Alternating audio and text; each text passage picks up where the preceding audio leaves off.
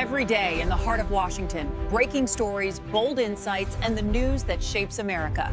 This is Washington Daily. She labeled him a Confederate-loving redneck who picked up his law degree at some roadside flea market.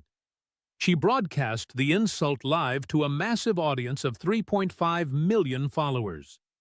She even brought along a full media crew just to maximize his public humiliation.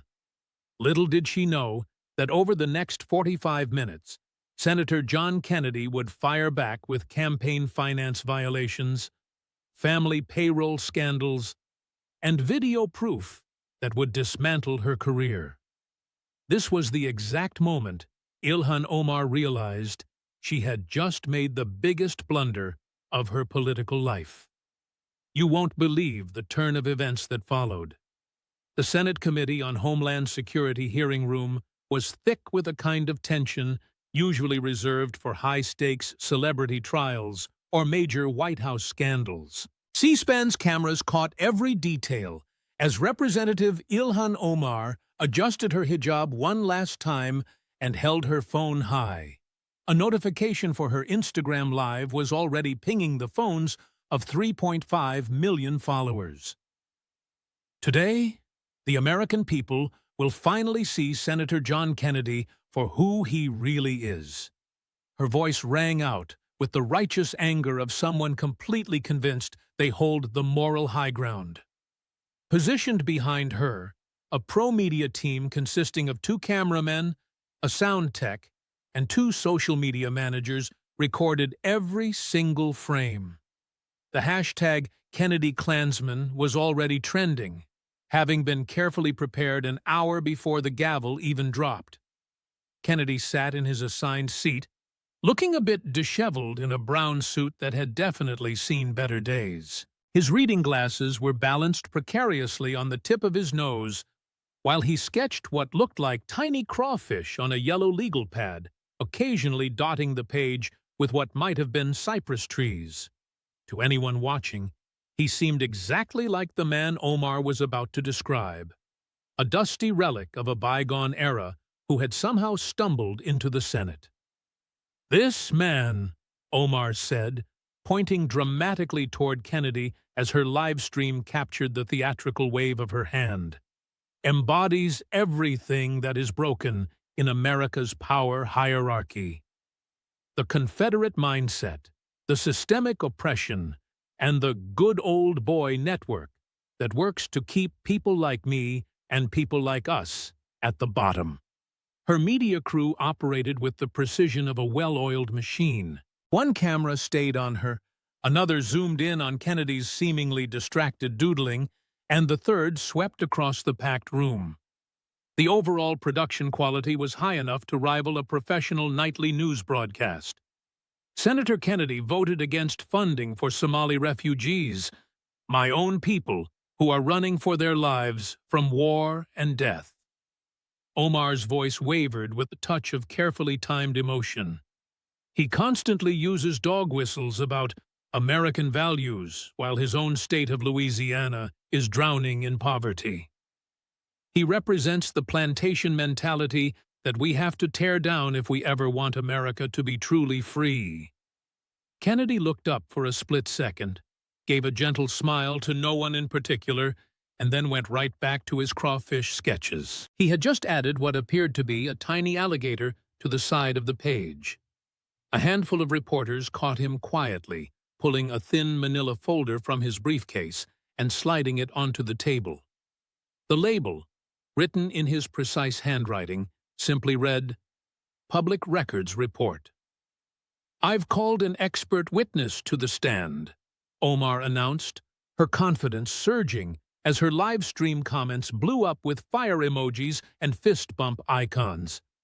Professor Ashley Chen Williams from Georgetown University, who specializes in the study of coded racism within Southern political rhetoric. She is here to reveal how this fossil uses his language to keep white supremacy alive. Professor Chen Williams, a young academic dressed in a sharp black suit, stepped up to the microphone. But just as she started to speak, Kennedy cocked his head to the side, squinting at her through his readers. Professor Chen Williams?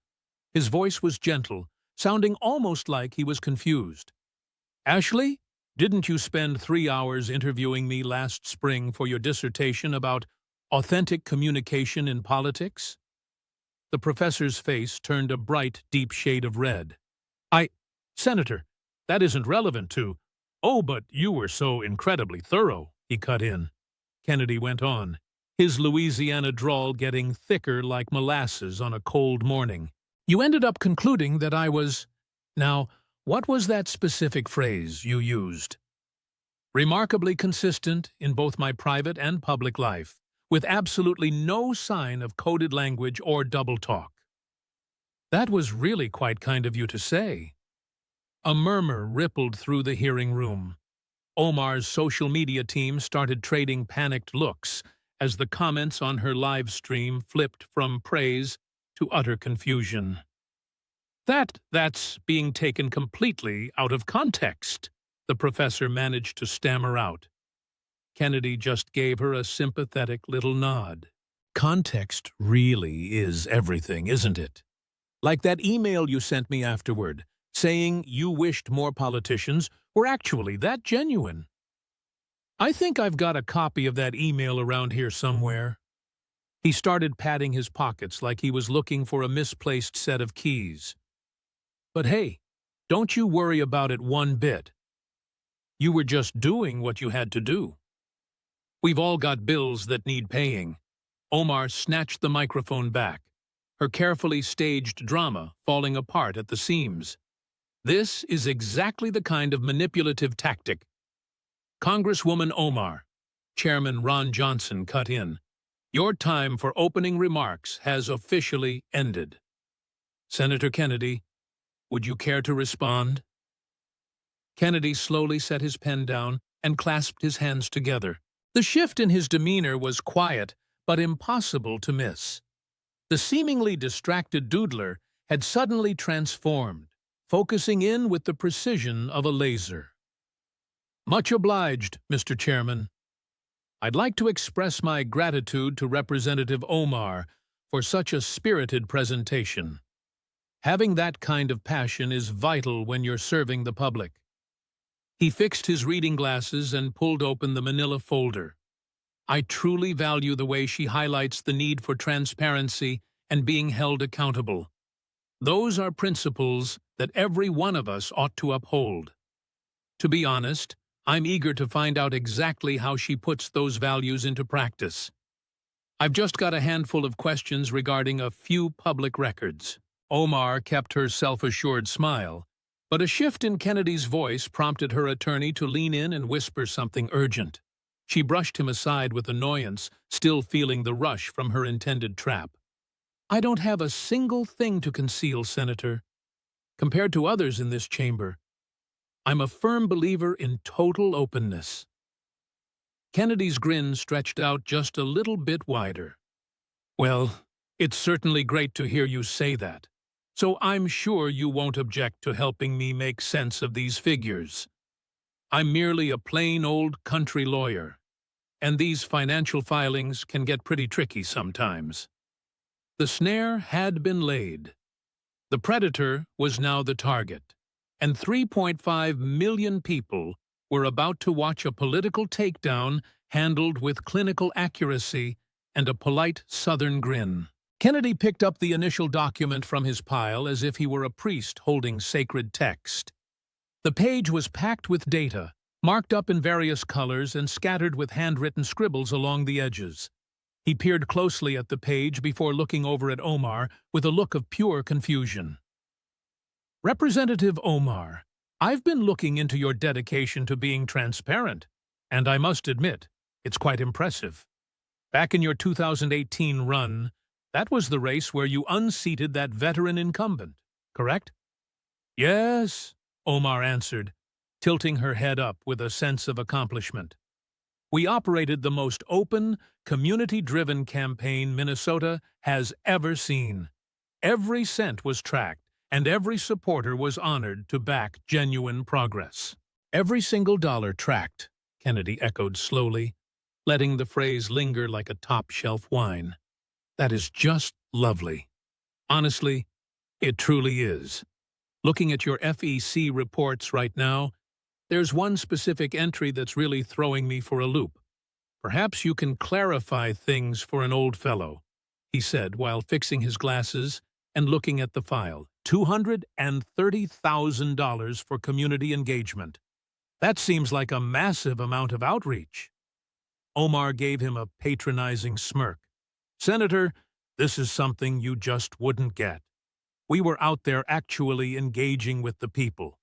We didn't just dump money into television commercials and cross our fingers.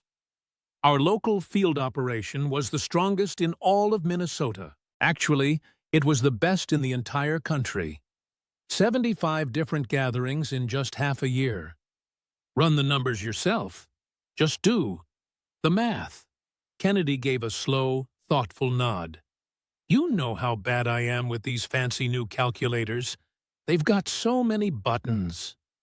He struggled with a prehistoric Texas Instruments calculator, hitting keys almost by accident. Would you mind giving me a hand here? I'm attempting to divide 230,000 by 75. A ripple of uneasy laughter spread through the room. Omar's eyes flared with annoyance, but she knew the lenses were focused right on her. Her online followers were tuned in. She couldn't afford to retreat from such a basic task. Let me see that, she bit back, grabbing the device from him. Her hands danced over the buttons with a dramatic sense of speed. That's $3,066 for each event. And before you jump in, yes, that covers the space, rentals, catering, travel, and the team. Coffee and pastries must cost a fortune up in Minneapolis, Kennedy chimed in softly, because, as you can see, I've got the actual receipts right here. The Freedom of Information Act really is a beautiful tool. Let's take a peek at one of these outreach sessions. He produced a single photograph. January 15th, 2018, in Seattle, Washington. That seems like quite a trek from Minneapolis for local community work. Once more, Omar's counsel leaned in for a frantic whisper. This time she actually paid attention, and her expression started to show the first signs of worry. The Somali community is located all over the nation, she remarked. However, that initial spark in her voice was starting to fade. I had to establish broader alliances. Alliances, right, of course. Kennedy nodded with great enthusiasm. And this alliance building in Seattle just happened to line up with, let's see, the Women's March Leadership Spa Getaway at the Four Seasons. What a lucky stroke of timing. He peered at yet another bill. This $400 massage fee. Was that part of a lower back alliance or more of a shoulder-based coalition? The entire chamber broke out into chaos. Even the senators on the Democratic side were having a hard time keeping a straight face. The chat on Omar's live stream had turned from a party into a full-on digital uprising. Messages were zooming by. What on earth? Is this for real? She paid how much? Kennedy kept going, his voice holding that same soft, puzzled quality. And then we have Miami, February of 2018. More alliance-making, I'd imagine, although I'm quite interested in this receipt from the Fontainebleau Hotel. $1,200 just to rent a meeting space. That must have been quite the room. And there's another charge from the same day. $2,400 for an 8-person mojito sunset cruise. Were those mojitos also helping build alliances? Or are these details being pulled entirely out of context? Omar's voice had spiked up an entire octave. Her social media team was typing away furiously, trying to spin the story as it unfolded in real time. One staffer just gave up entirely and started packing away their gear. Context, Kennedy agreed. You're absolutely right. Let's bring in some context. Take Las Vegas back in March of 2018. This supposed coalition building happened to line up with, wait, what's this? your husband's birthday weekend, and check out these receipts for various shows. I'm sure Cirque du Soleil builds some incredible coalitions, very flexible ones at that. He held up a chart, hand-drawn in his own tidy handwriting. I took a look at your community outreach spending compared to other candidates in Minnesota. You outspent the average by 500%. Either coffee prices jump 5 times higher the second you walk in, or he let the sentence dangle in the air like a tightening noose. Omar tried to push back.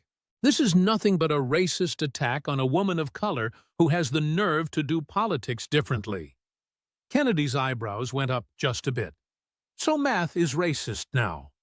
Well, that would certainly explain why I've always struggled with it. He snapped the first part of his folder shut. But you're right. It's time to move on. After all, you claimed every single dollar was accounted for. I'm just trying to figure out what it was accounted for. Hotel stays, spa visits, and show tickets. These all sound like perfectly normal campaign costs. If you say so, I certainly won't be the one to argue. The sarcasm was so smooth, so wrapped in Southern charm, that it took a second for everyone to feel the sting. Once it hit, the damage was total. Omar's communications director stood up without a word and walked out of the room. The live stream audience, which had hit nearly 4 million viewers, was now in free fall. Now, Kennedy said, flipping to a fresh section of his folder. Let's discuss something I understand even less than math. Consulting fees. Regarding your husband's firm, E Street Group, could you help me understand what kind of consulting a former coffee shop manager provides? One that's worth $370,000. Omar's expression shifted from confidence to worry to outright panic. But Kennedy was only getting started, and they both knew it. Even the crawfish sketched on his legal pad seemed to be grinning. You know, Representative Omar, Kennedy started, his voice softening like a grandfather sharing a bedtime story. I've always had a soft spot for family businesses. My father ran a modest insurance agency back in Zachary, Louisiana. It wasn't flashy, just honest work serving the people in town. Your husband's consulting firm, E Street Group, that's a family business too, isn't it? Omar sat up straight, desperately trying to find her footing. Encouraging black entrepreneurship is vital if we want to bridge the wealth gap in this country. My husband's business is part of that honorable tradition. Black entrepreneurship, Kennedy echoed, nodding with wise intent. Truly beautiful, just beautiful. And Mr. Manette, pardon me, Mr. Elmi, he must be a real go-getter, since it says here his firm pulled in $370,000 from your campaign for consulting services. That is quite a feat for a business with... He squinted down at his papers. Exactly how many employees does E Street Group have? That is not relevant. Oh, here it is. Just one employee, your husband, working out of... Is this address correct? Your very own home address. Kennedy put on a look of genuine confusion. So he was providing campaign consulting right from your living room. I imagine that made for some very interesting dinner conversations. Pass the salt and the latest polling data, sweetheart. An awkward ripple of laughter spread through the hearing room. A few Democratic senators were glued to their phones, obviously wishing they were anywhere else on Earth. Kennedy kept going, pulling out what looked like a printout of a LinkedIn profile. I'm just trying to wrap my head around his background in political consulting. Let's take a look. Past employment, manager at Pete's Coffee. Education, an unfinished communications degree from a community college in Minneapolis. When exactly did he make the jump to political consultant? He answered his own question, sliding another document out of the pile. Ah, here we go. E Street Group was officially incorporated on June 14, 2018. That's a curious date. Do you want to know what else happened that same week? He didn't even pause for a reply. According to the Minneapolis Star-Tribune's social columns, and who doesn't love a good gossip page, that was exactly 2 weeks after you were first spotted together at a fundraiser. The math was devastating in its sheer simplicity. Even Omar's own lawyer had stopped whispering in her ear, seemingly content to just watch the disaster play out. "So, let me see if I've got this straight," Kennedy said, his look of confusion becoming a bit more theatrical now. "Your boyfriend, not yet your husband, launches a consulting firm just 2 weeks after you start dating. Despite having zero experience, no staff, and no office, and he's somehow so brilliant that your campaign hands him $370,000 right away. He must be some kind of genius." "This is nothing but character assassination," Omar pushed back, though her voice lacked any real conviction. Her live stream viewership had crashed below 1 million, and the comments section was getting brutal. "Character? Oh, heavens no. I am strictly talking about numbers. Numbers don't have anything to do with character. At the end of the day, they're just numbers." Kennedy produced yet another visual aid. "Since you're so keen on entrepreneurship, let's take a moment to applaud some other black-owned firms your campaign backed. Take Crescent Consulting, for example. That happens to be your brother's firm, doesn't it? They pulled in a cool $145,000 in payments. I imagine he's quite the expert himself." He turned to the next sheet in his folder. Then there's New Horizons LLC, run by your cousin Zara, which pocketed $98,000.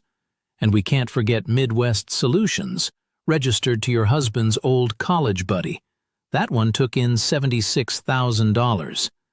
It's funny how all these top-tier consultants just happen to be part of the family tree or the inner circle. Seriously, what are the odds? Kennedy reached for his calculator again, punching in numbers with a surprising bit of speed this time. Let's take a look. We've got 370,000, plus 145, plus another 98, and 76,000 to round it out. That adds up to $689,000 straight to your friends and family. And that's out of a total budget of only $1.8 million. Essentially, 38% of your funding went to people you're either related to or sharing a bed with. Pardon me, I mean people you're building coalitions with. The sheer weight of that remark lingered in the silent room. One of Omar's staffers let out a sharp, audible gasp. Her attorney started tugging at her sleeve, urging her to walk away, but she just stood there, paralyzed. "But hold on," Kennedy continued, his voice dropping to a near whisper that still managed to reach every corner of the room. "We're not finished yet. You see, I started wondering what these consultants were actually providing for all that cash. So I went ahead and filed a few more records requests. As it turns out, there isn't a shred of proof that any of them did a lick of work. No analysis, no strategy, no data, no planning, nothing but a pile of invoices. Just some very basic bills for services rendered. Simple as that." He held up one of those documents, inspecting it against the light like he was looking for a fake. "Now, this particular one is my personal favorite. It's from your brother's outfit. $45,000 for work done in October of 2018. October 28th, to be exact. Care to guess what your brother was actually up to that day? On October 28th? Well, according to his own Instagram, and he sure is active on there, he was actually halfway across the world in Dubai, enjoying a 2-week music festival. I suppose he was consulting via text message. Truly cutting-edge stuff. The proof was undeniable, stacking up like a prosecutor closing a trap in front of a jury. But Kennedy was just getting warmed up. He produced one last piece of paper from that stack. Now, you could argue, Senator, these might just be valid businesses doing real work. And that's a fair point to raise. So I took your spending and compared it to every other campaign in Minnesota for the past 10 years. Would you like to guess how many of them gave 38% of their money to their own family? He paused, letting the awkward silence drag on. Not a single one. The closest anyone else came was a measly 3%. You aren't just an exception to the rule, Representative. You've created a whole new league for yourself. A real trailblazer when it comes to keeping the cash in the family. I bet your father is beaming with pride. Oh, hold on a second. He pretended to double-check his papers. Your father actually pocketed $22,000 as a cultural advisor, so he's both proud and well paid for it. Omar's expression shifted from pure panic to absolute fury. How dare you say that? This is nothing more than a racist smear against a woman of color who challenges your white supremacist system. Kennedy's vibe changed instantly. That grandfatherly confusion vanished, replaced by a gaze of cold steel. Representative, I've heard plenty of names, but being called a racist for noticing $689,000 went to your relatives? That's definitely a first for me. Just tell me, how much money can you funnel to your family before it's okay to ask questions without being called a racist? Is there a specific dollar amount, or is any inquiry into the matter just automatically bigoted? He let that sink in for a moment before slipping back into his mild-mannered self. But you're right. Let's keep things moving. You are, after all, a big believer in being open on social media. On that note, I've been trying to wrap my head around this X platform. My team actually printed out a few of your posts. Could you help me make sense of what you were trying to say? I'm especially puzzled by this specific thread from March of 2016. Omar's attorney suddenly bolted upright. We need to take a break. Why, we're only just getting to the good part, Kennedy replied softly, unrolling the next section of his notes. But if the representative needs a moment, I get it. Being this transparent can be pretty draining.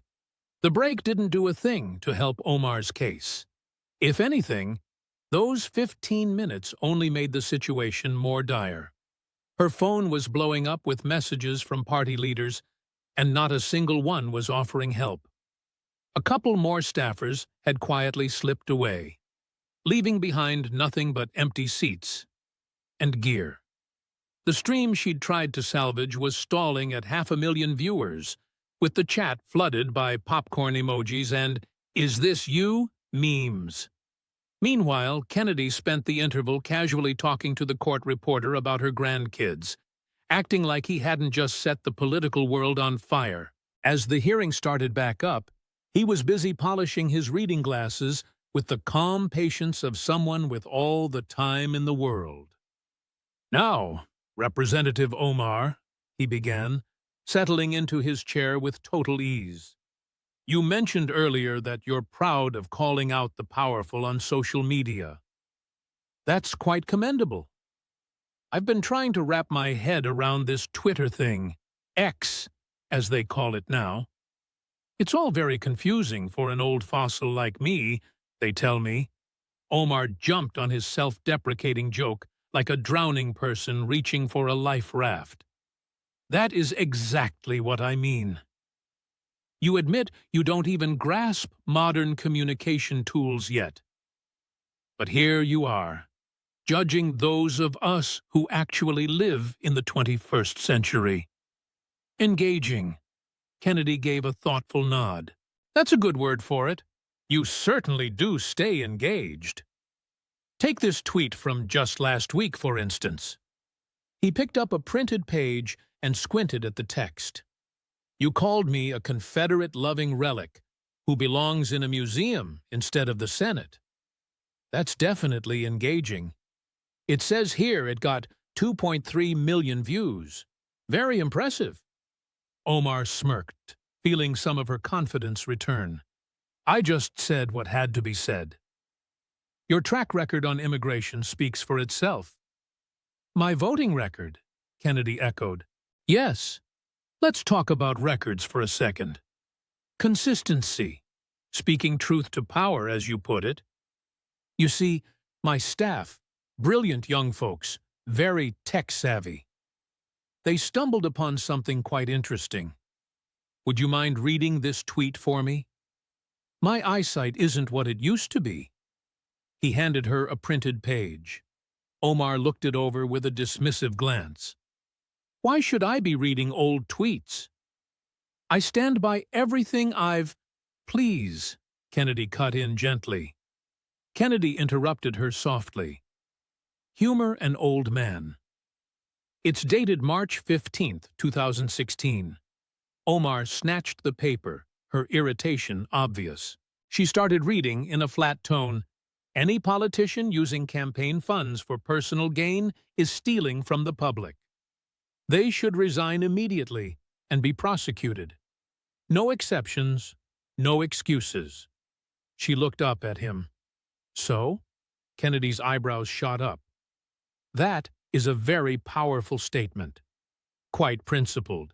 No exceptions, no excuses. You were referring to Councilman Morrison from St. Paul, weren't you? He had used his campaign money for a family vacation. He was corrupt, Omar stated bluntly. I called him out on it. You sure did. Very engaging. He stepped down 2 weeks later. Kennedy pulled out another sheet of paper.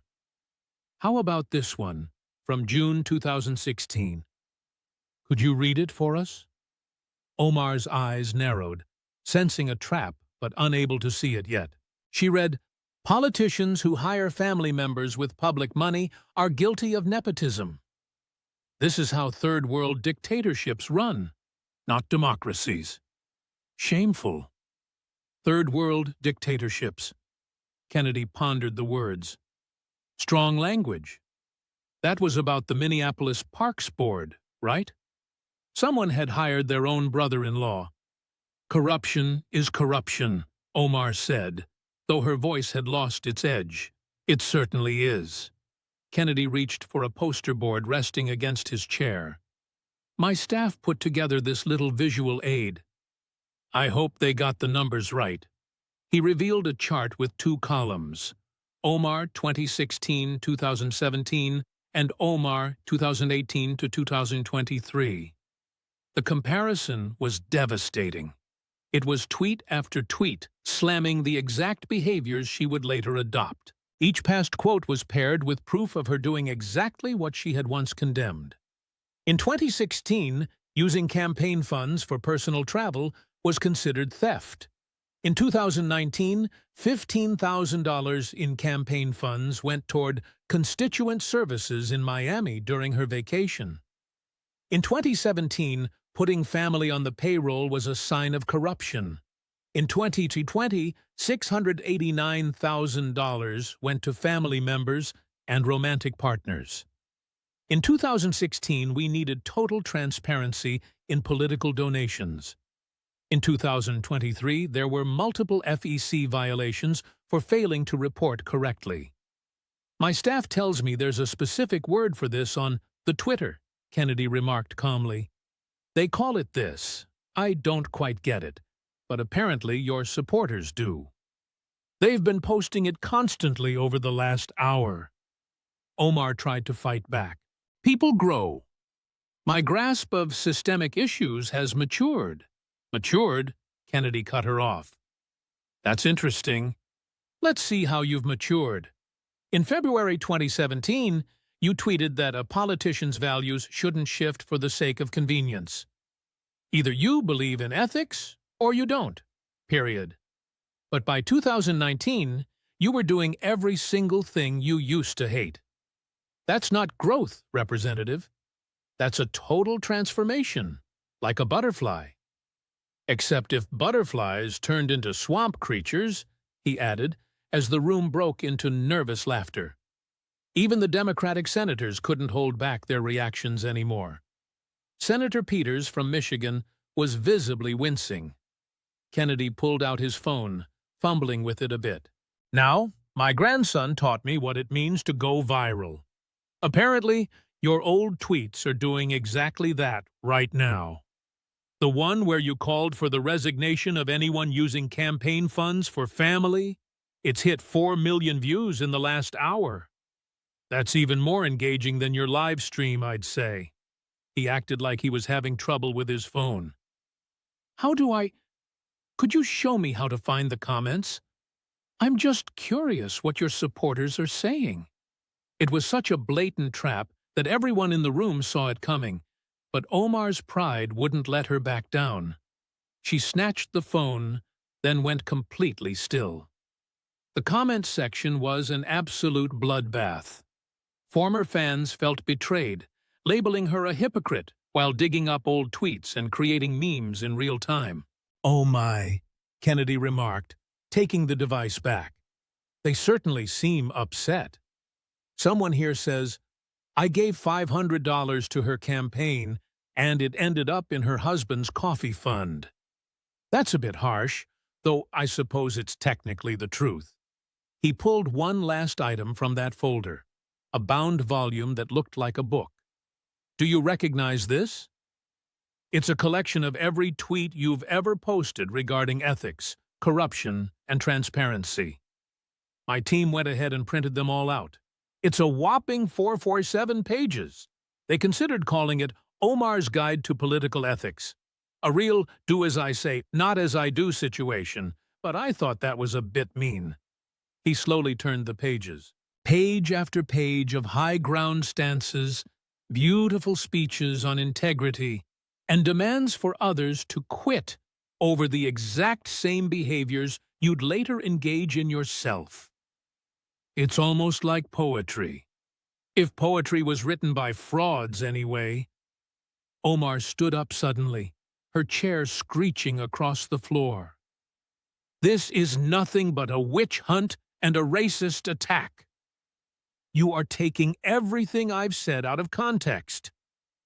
"Context," Kennedy repeated, looking thoughtful. "You really love that word. Well, let's give you some context. In 2016, you were a woman of principle, calling out corruption wherever you found it. By 2020, you had become the very corruption you used to fight against. The only real change was that you finally gained power. And once you had that power, you did exactly what you used to condemn in others." He shut the Twitter section of his folder. "But you're actually right about one thing.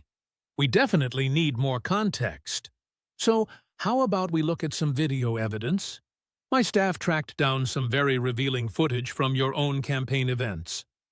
Would you like to see how your message shifted depending on who was in the room?" Omar's lawyer stood up as well, whispering urgently that they should leave. But it was already too late. Her live stream numbers had plummeted to under 200,000 viewers. Omar Hypocrite was trending all over the world as Kennedy reached for the fourth section of his folder. "Please sit down, Representative," Chairman Johnson ordered firmly. "We aren't finished here yet." Omar sank back into her seat, watching her carefully managed image fall apart in real time. The justice warrior had been exposed as just another politician telling the crowd exactly what they wanted to hear. And the worst part was that she had provided all the proof herself, one tweet at a time. Kennedy carefully lifted a tablet from his briefcase, moving with the exaggerated caution of someone who didn't understand technology. He linked it to the room's display system with the help of a young assistant, grumbling about newfangled gadgets just loud enough for the mics to pick it up. "Now, Representative Omar, you've been quite patient with this old man's rambling. I truly appreciate that. You mentioned something earlier that really stuck with me. You claimed you've been consistent from the very start. Consistent? That's a powerful word in our line of work, wouldn't you say?" Omar, sensing a trap but seeing no way out, answered very carefully, "My core values have never wavered. I fight for the marginalized, and I stand against oppression." "Fighting for the marginalized," Kennedy repeated with a nod. beautiful, standing against oppression. Those are noble values, and you've certainly been consistent in expressing them. Exactly, Omar said, sitting up straighter to try and reclaim some of her authority. Unlike some people here, I don't flip-flop based on polls or who's writing the checks. You don't change your positions. Kennedy's eyes sparkled behind his reading glasses. Well, that's just incredible. You know, I sometimes change my mind when I get new facts, but you're consistent. You never budge, just like a rock. He fumbled around with the tablet. My team put together what they call a super cut. I think that's the term they use. It's like a short little movie. They tell me it perfectly captures your consistency. Should we take a look? Before Omar could say a word, Kennedy hit the play button. The screen showed a split-screen video from March 12, 2020. On the left, there was Omar at Temple Beth El in Minneapolis. On the right, she was at a CARE event in St. Paul. It was the same day and the same outfit, but two very different messages. On the left screen, Israel has every right to exist and protect its people. The Jewish people have endured enough throughout history. We have to ensure their safety. On the right screen, Palestine will be free from the river to the sea. The Zionist occupation has to end. We will not be silenced. The room went silent, save for the sound of reporters frantically typing away. The timestamps proved the events were only 3 hours apart. The video kept rolling, issue after issue, audience after audience. Omar's political leanings shifted like a weather vane caught in a tornado. Speaking to police unions, she'd insist our brave officers need the resources and support to keep our communities safe. But with BLM activists, she'd call for defunding the police, labeling them an occupying army during a Chamber of Commerce lunch. Small businesses are the true heartbeat of America. We have to slash taxes and cut through the red tape. Then, at a socialist gathering, she'd claim capitalism is nothing but exploitation. We need to nationalize our major industries while meeting with Somali elders. We must protect our sacred traditions and religious heritage. Yet, at an LGBTQ fundraiser, she'd argue those traditional values are just a mask for bigotry. Love is simply love.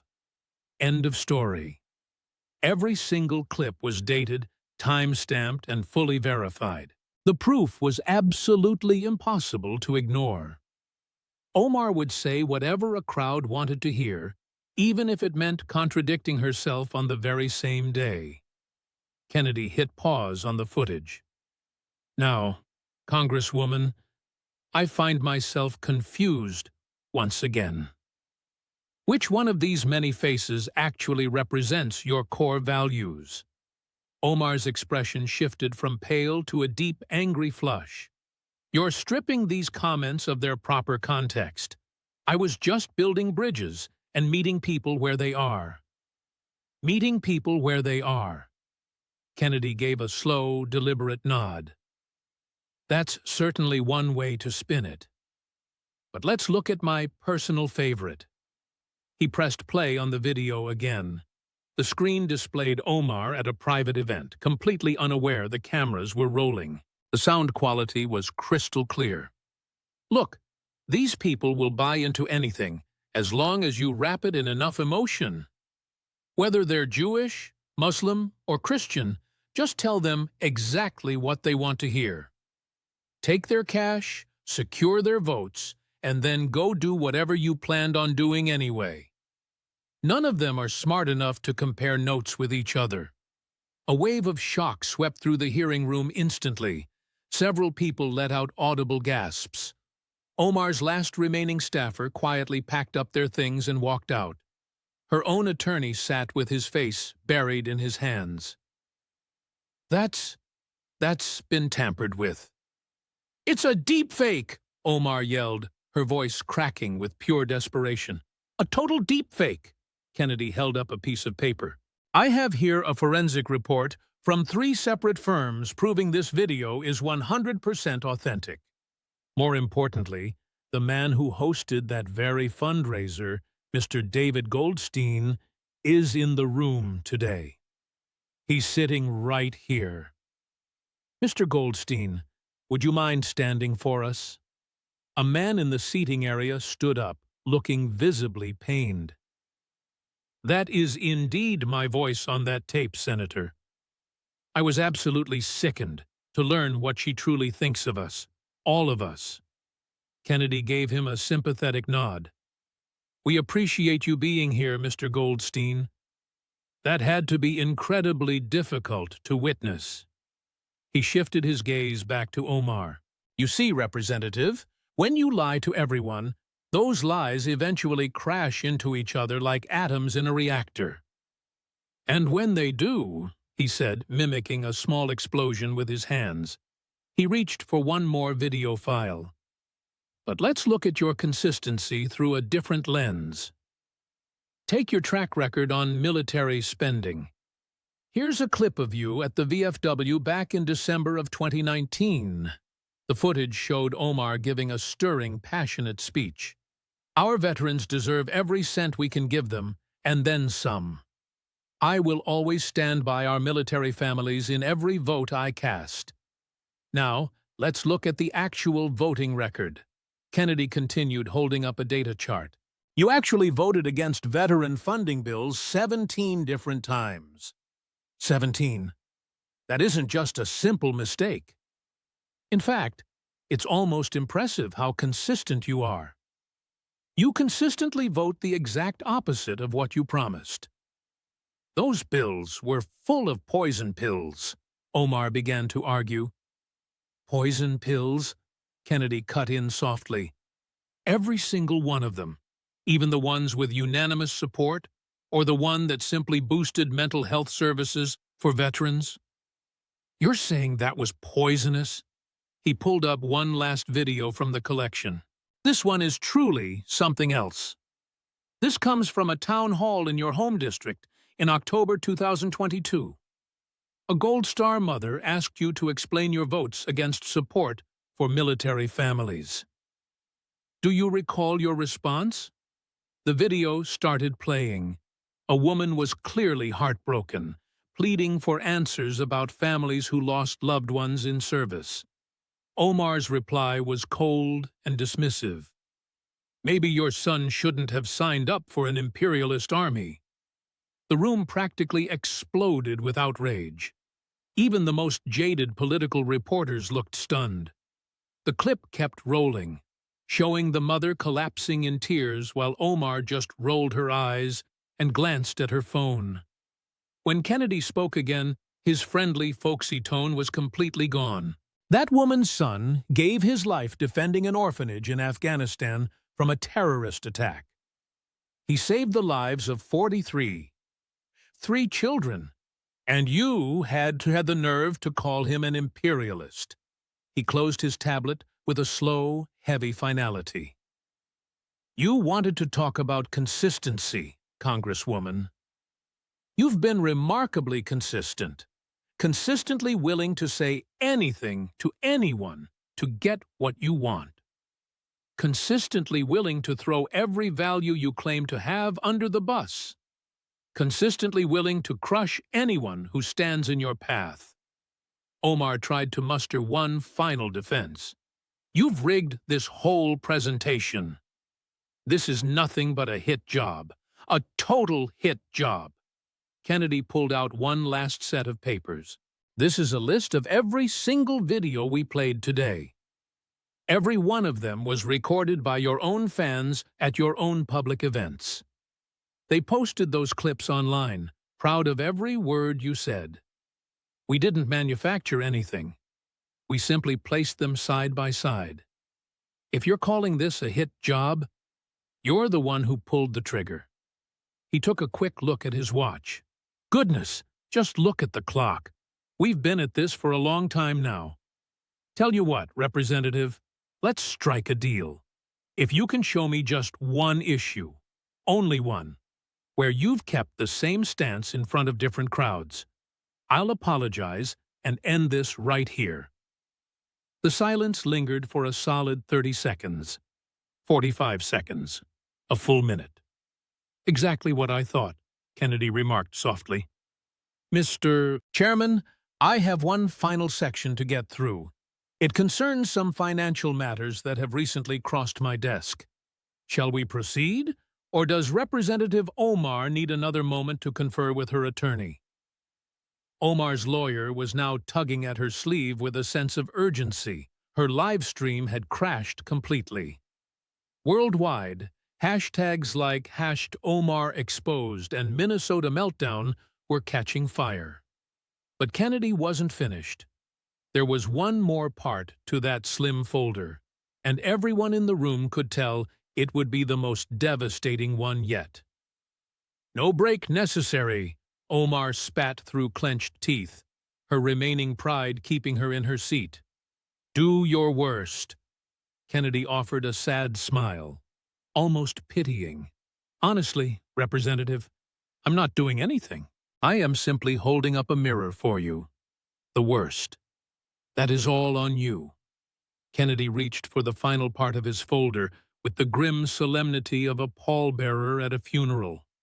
The documents inside looked noticeably different. Crisper, newer, with the unmistakable weight of official government paperwork. He handled them with extreme care, as if the papers themselves might detonate. "Representative Omar." He started again, his voice dropping to a softer, almost gentle tone. "Before we go any further, I want to offer you one final chance. Is there anything at all you'd like to reveal regarding your financial dealings? Anything whatsoever?" Omar's lawyer gripped her arm, whispering frantically in her ear. She brushed him off, her pride and fury clouding every bit of her judgment. "I have absolutely nothing to hide. Unlike you, Senator, I don't take money from big oil companies and corporate PACs." "Oil companies?" Kennedy gave a thoughtful nod. "Corporate PACs? Those are bad, I assume." "I see. They are buying influence and corrupting our democracy." Omar's voice rose as she reached for her usual talking points. "My campaign is powered by the people, not special interests." "By the people," Kennedy repeated. "Well, then let's talk about those people. Specifically, let's focus on your top donor from the last cycle. Do you happen to know who that was?" Omar hesitated, sensing a trap but unable to see it. "I don't have every single donor memorized." "Of course you don't. Allow me to help you." Kennedy pulled out a document. "Your biggest donor was a Mrs. Fatima al-Rashid from Baton Rouge, Louisiana.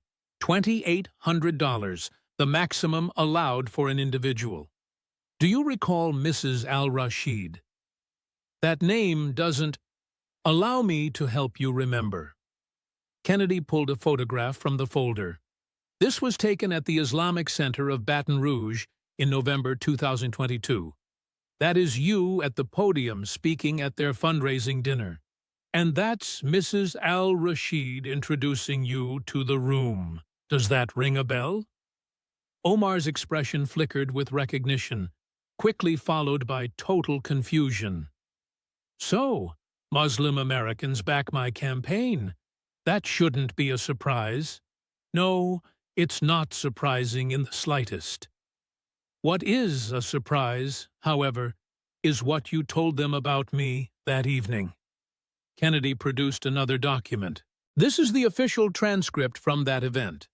You referred to me, and I'm quoting here, as one of the good Republicans, a man who actually listens to Muslim voices and respects our community. You actually went on for quite a while. It was very flattering." A wave of confusion rippled through the hearing room. Where exactly was he going with this? "But here is the truly fascinating part," Kennedy went on. "Mrs. al-Rashid was so moved by your remarks, specifically the ones about me, that she decided to do something she had never done before. She made a political donation to my campaign, the maximum amount allowed by law. Omar's jaw literally dropped. That is simply impossible. Oh, but there is more to it. Kennedy pulled out his phone, his confidence growing by the second. Al-Rashid actually left me a voicemail after she made that contribution. Would you care to hear it? Without waiting for a response, he hit play on the recording. The room was filled with the voice of an elderly woman speaking with a noticeable accent. Senator Kennedy, this is Fatima Al-Rashid, calling from Baton Rouge. I've just made a contribution to your campaign. I have never given money to a politician in my life, but after hearing Representative Omar speak so highly of you at our mosque, about how you're one of the good ones who truly respects our faith, I felt compelled to support you. If someone like her, who normally slams Republicans, says you're different, then you must be someone special. Thank you for being such a good friend to our community. The irony was so perfect, it almost felt scripted. Omar's own praise had convinced her own supporters to bankroll her political rival. Kennedy set the phone back down. But that isn't even the real revelation here. You see, after that donation hit, I started getting curious. Why would you sing my praises at a Muslim event while trashing me everywhere else? So, I started digging. He produced a fresh stack of papers. These are donation records from several Islamic groups and individuals. 3 months prior to that speech, you took in $47,000 from Muslim donors right here in Louisiana. In the 3 months following your praise for me, those donations shot up to $134,000. By praising me, you effectively tripled your intake from the Muslim community in my home state. That's not... I didn't, Omar stammered out. Oh, but you most certainly did. And here is the real kicker. Kennedy pulled out a set of printed emails. These went from your finance director straight to your campaign manager. The subject line read, Louisiana Muslim Money. Let me read the part that matters. The Kennedy praise is working like a charm. These fools actually believe she respects the man. Keep having her drop his name at every Muslim event. The cash is just pouring in. Total chaos erupted throughout the hearing room. Reporters were screaming out questions. The C-SPAN cameraman couldn't decide whether to stay on Kennedy's stoic face or Omar as she completely fell apart. But wait, Kennedy said, raising his voice to cut through the din. I'm not finished yet. You have a pattern of praising the very people you publicly bash just to bait their supporters into donating. You've pulled this stunt many times before. He held up a chart detailing a tangled web of connections. Take Senator Sanders.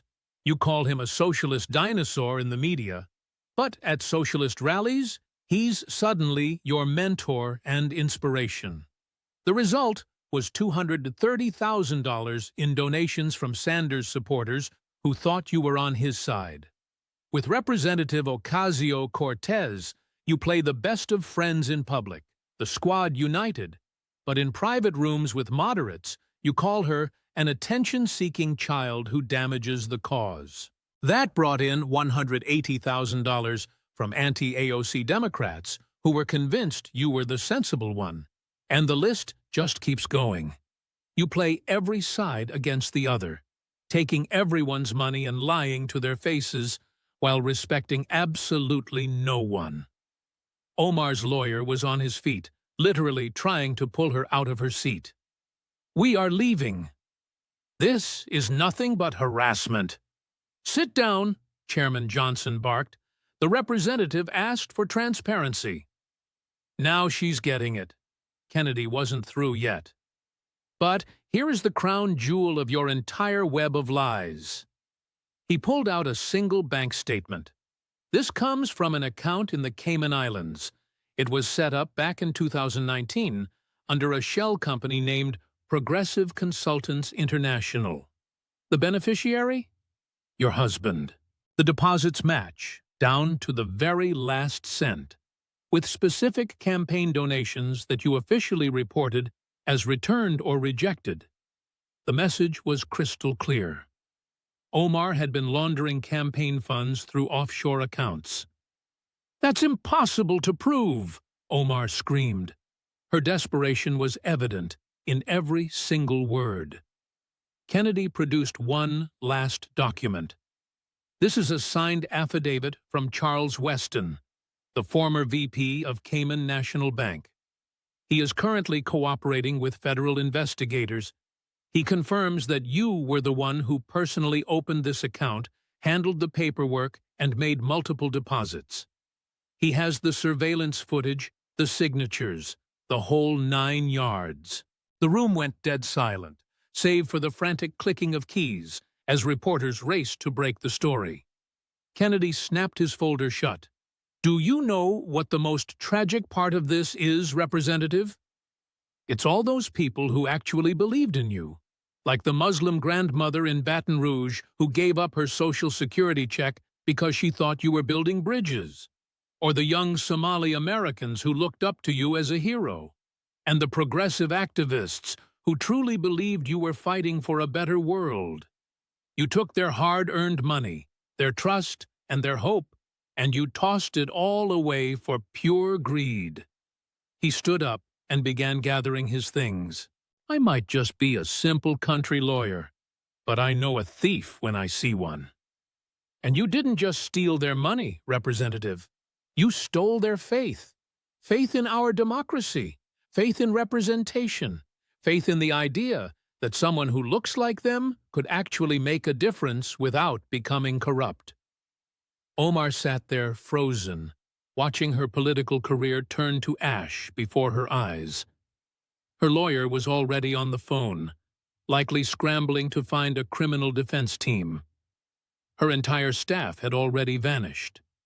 Her live stream had gone dark. Her reputation was in ruins.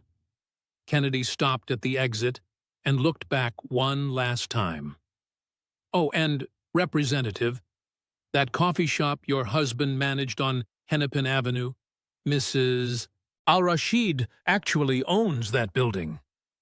She's been wondering why the rent checks stopped arriving the moment your husband left to become a consultant.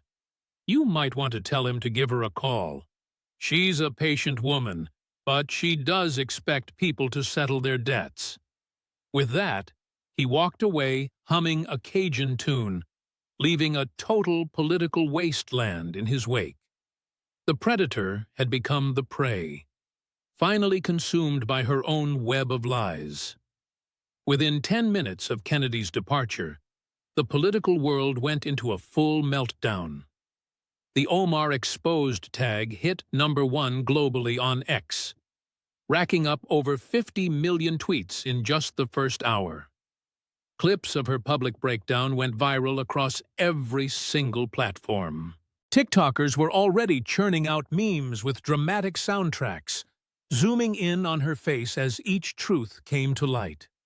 What started as an Instagram Live with 3.5 million viewers turned into the most-watched political disaster in social media history as the footage spread like wildfire. By 3 p.m., Omar's follower count had plummeted from 3.5 million to 2.1 million and was still tanking. Every one of her social media comment sections had turned into a literal war zone. Former supporters voiced their sense of betrayal in dozens of different languages. The Somali community was especially vocal in their outrage. Elderly immigrants who had scrimped and saved to back one of their own posted tearful videos while holding up their old donation receipts. Nancy Pelosi's official statement dropped at 3:47 p.m. "I am deeply troubled by today's revelations concerning Representative Omar.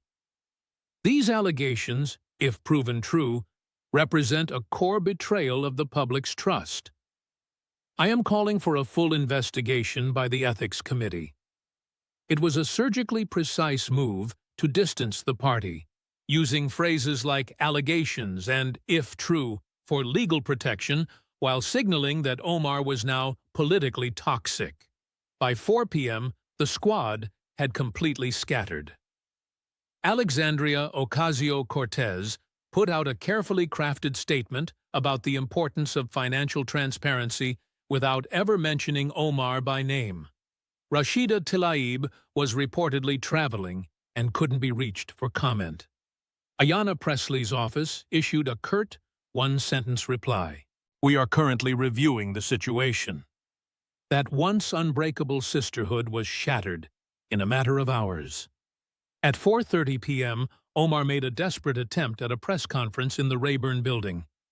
It was a total train wreck from the very start. The room was packed, but half of those inside were actually protesters.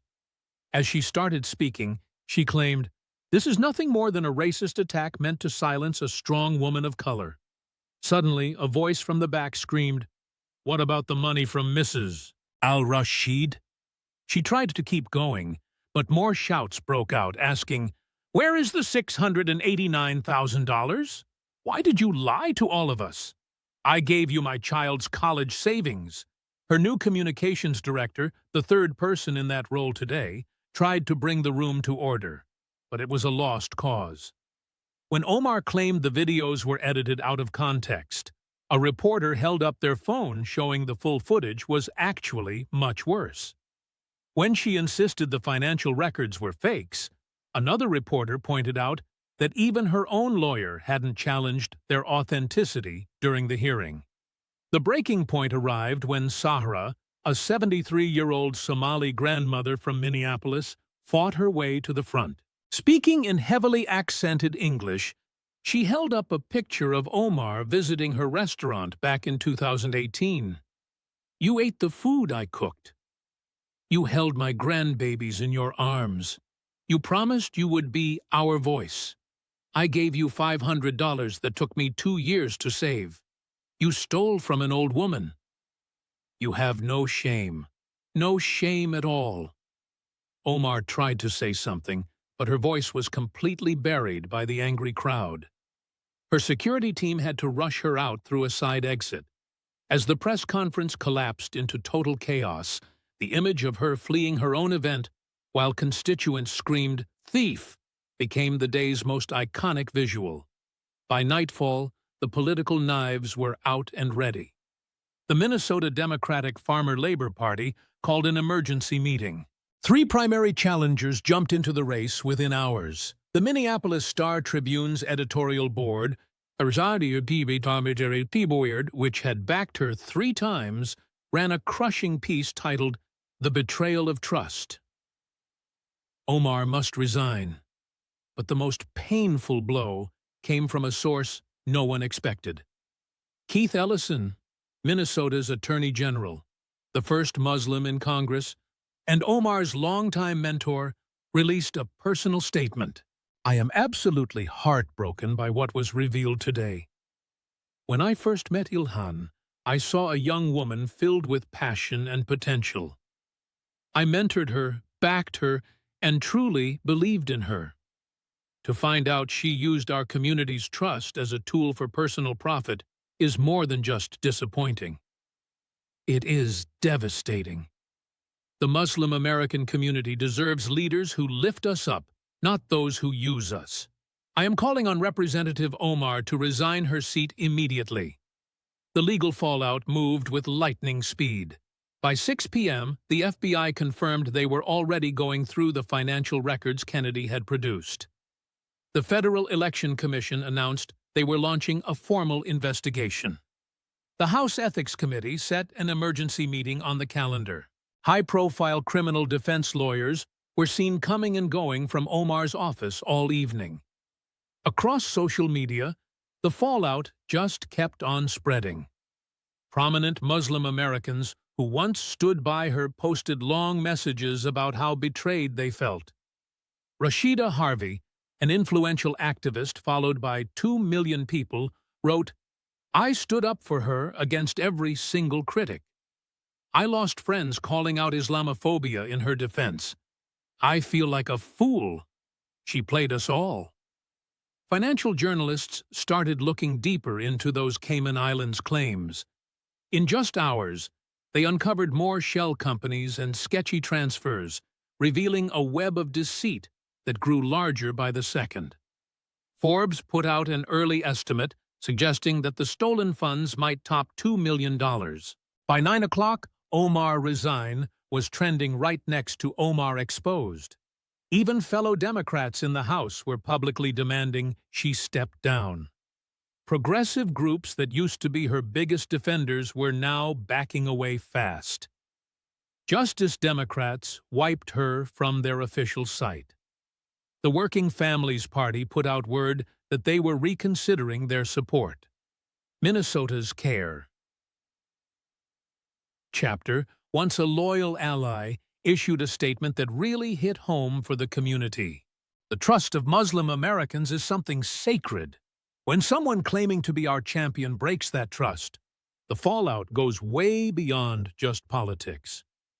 It ends up hurting every Muslim American trying to make their voice heard in our democracy. We demand real accountability. Meanwhile, John Kennedy was back in his Senate office, finding his staff glued to the news in total disbelief. "Senator," his chief of staff remarked, "that was, well, I've never seen anything quite like that." Kennedy glanced up from the French philosophy book he'd already started reading again. Like what exactly? Watching a political career get completely dismantled in real time. Kennedy tucked a bookmark in and set the volume aside. She brought this on herself. "Son, all I did was show them the receipts." He took a moment, then continued. "You know what the actual tragedy is here? She really could have been something special. The first Somali American in Congress, a true representative for her people. Instead, she traded public service for personal greed." His comms director peeked her head into the room. "Senator, every big network is trying to get a hold of you. CNN, Fox, MSNBC, they are all on the line." Kennedy just waved her away. "Just tell them I've already said everything that needs to be said. The facts can speak for themselves." "But, sir, this is such a huge moment." "Huge for who?" Kennedy shot back. "For Congresswoman Omar? Definitely. For the folks she betrayed? Without a doubt. But for me, it's just another Tuesday. Now, if you'll excuse me, Sartre isn't going to read himself."